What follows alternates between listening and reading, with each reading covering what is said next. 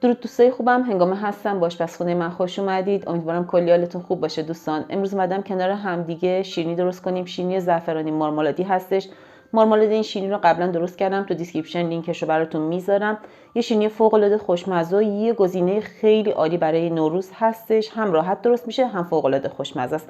و اینکه امروز هم صدای من گرفته، ببخشید که تا آخر ویدیو باید با این صدای گرفته صدای من گوش بدید. ویدیو لایکش کنید، بریم درستش کنیم.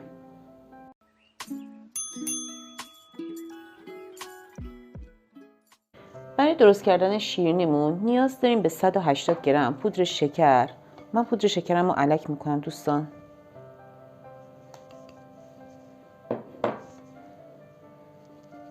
دیویس گرم کره داریم. کرم رو گذاشتم از نیم ساعت قبل به دمای محیط در اومده، کامل نرم شده.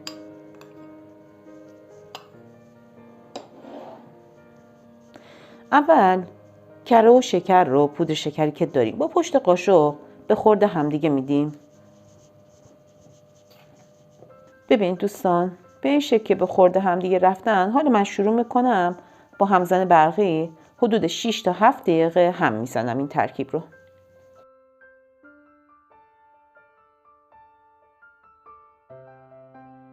ببین دوستان، وقتی که داریم پودر شکر و کره رو هم میزنیم، حتما وسط کار دورگیری کنیم، بیاریم وسط کاسه جمع کنیم موادمون رو، دوباره از اول شروع کنیم به هم زدن که اون تیکه هایی که هم نخورده همه با هم مخلوط بشه.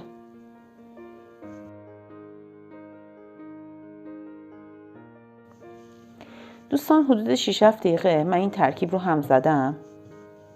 ببینی بعد این حالت خامه‌ای رو پیدا کنه. حالا توی این مرحله بهش یه دونه تخم مرغ، یه پاکت وانیل شکری، وانیل خالص داشته باشید، نوک قاشق چای خوری. دوباره با همزن در حد 1 دست شدن همش میزنم.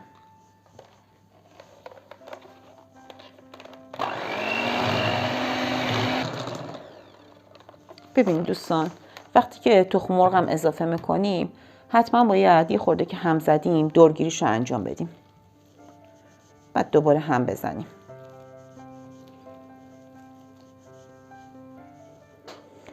تخم مرغ هم زدم دوستان، میبینید کامل 1 دست شدش. حالا توی این مرحله بهش 55 گرم روغن مایع اضافه میکنم. یه قاشق مرباخوری پودر هل، 30 گرم نشاسته ذرت،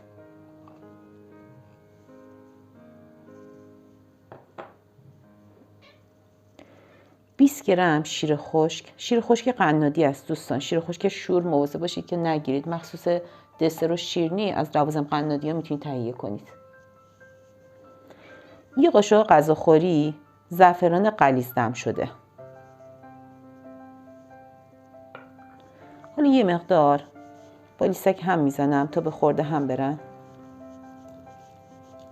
بعد از اینکه یه مقدار با لیسک هم زدم، حدود 30 ثانیه هم میزنم تا کامل 1 دست بشه.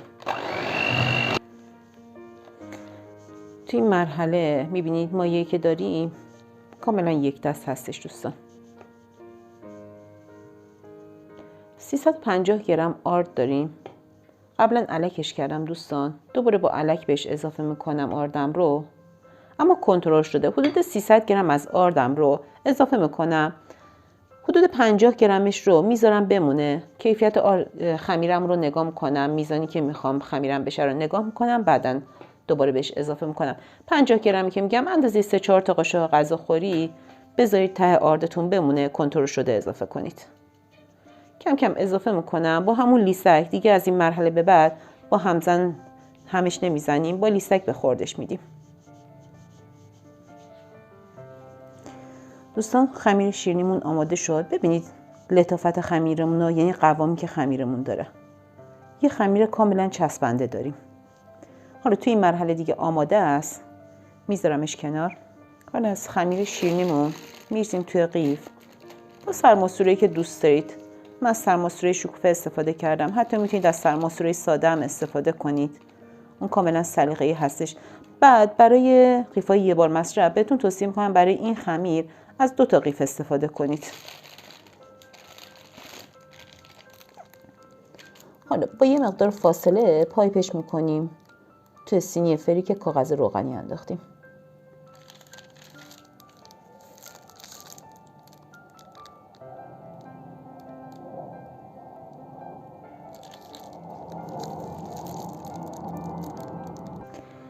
بعد از اینکه شیرینیامون رو پایپ کردیم، یعنی خمیر شیرینیام رو پایپ کردیم، ببینید من یه وسیله گرد، من از قاشق مرباخوری اندازه‌گیری استفاده دارم میکنم. پشتش رو آرد میزنیم، اینجوری یه حفره ایجاد میکنیم وسط شیرینیامون. اولش هم که میخواید این کار رو انجام بدید، یه ذره بزنید تو خمیر شیرینی قاشقتون رو که به آرد آغشته بشه. به همین راحتی. یکم خیلی هم زیاد از حد فشار ندید که قاشقتون به کف سینی فر بخوره. همین مقدار که یه حفره ایجاد بشه براش کافیه.